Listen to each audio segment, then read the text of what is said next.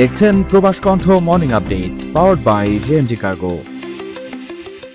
মালয়েশিয়ায় অবৈধ অভিবাসীদের আশ্রয় দেয়া এবং কাজে নিয়োগ দেওয়ার অপরাধে একটি কোয়ারি কোম্পানি এবং একজন স্থানীয় ঠিকাদারকে বড় অঙ্কের জরিমানা করেছে কুয়ালা তেরেঙ্গানু দায়রা আদালত।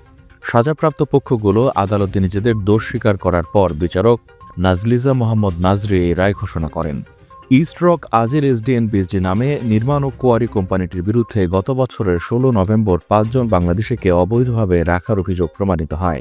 তদন্তে দেখা গেছে ৩৫ থেকে ৫৫ বছর বয়সী বাংলাদেশি কর্মীদের কাজের অনুমতিপত্র বা সামাজিক ভিজিট পাসের মেয়াদ শেষ হয়ে গিয়েছিল। আদালত কোম্পানিটিকে প্রতিজন প্রবাসীর বিপরীতে ৫,০০০ রিঙ্গিত করে মোট ২৫,০০০ রিঙ্গিত জরিমানা করে। মালয়েশিয়ার যে কোনো জেলা থেকে বাংলাদেশের যে কোনো প্রান্তে আপনার মালামাল পৌঁছে দিচ্ছে জেএমজি কার্গো অ্যান্ড লজিস্টিক্স। প্রতি শুক্রবার শিপমেন্ট ৪ দিনের মধ্যেই কাস্টমস কেয়ার। ৯৫ জালান্তুন এইচএসটি সিটি সেন্টার কুয়ালালামপুর, কোতারায় আরএসবি ব্যাংক ও মে ব্যাংকের পাশে।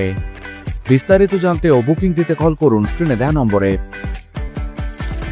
উল্লেখ্য, সংশ্লিষ্ট ওই ৫ বাংলাদেশিকে আগেই সাজা দেওয়া হয়।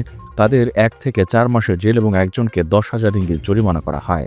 দ্বিতীয়ত, স্থানীয় ঠিকাদার আহমেদ জুলহাইরি আলিয়াস সেতিও এলাকার একটি নির্মাণ সাইটে ৪ জন অবৈধ বাংলাদেশিকে থাকতে দেওয়ার অপরাধে এই ঠিকাদারকে ২০,০০০ রিঙ্গিত জরিমানা করা হয়েছে।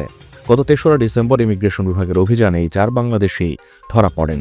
তাদের কাছে মালয়েশিয়ায় থাকার কোনো বৈধ কাগজপত্রই ছিল না। আদালত জানিয়েছে, ইমিগ্রেশন অ্যাক্ট ১৯৫৯ এবং ১৯৬৩ ৫৫ ধারা অনুযায়ী এই সাজা দেওয়া হয়েছে।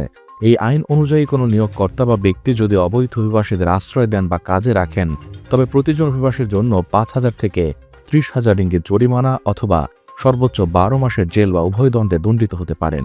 শুনানির সময় অভিযুক্তরা নিজেদের পক্ষে কোনো আইনজীবী নিয়োগ করেননি এবং সরাসরি আদালতে উপস্থিত হয়ে দোষ স্বীকার করেন।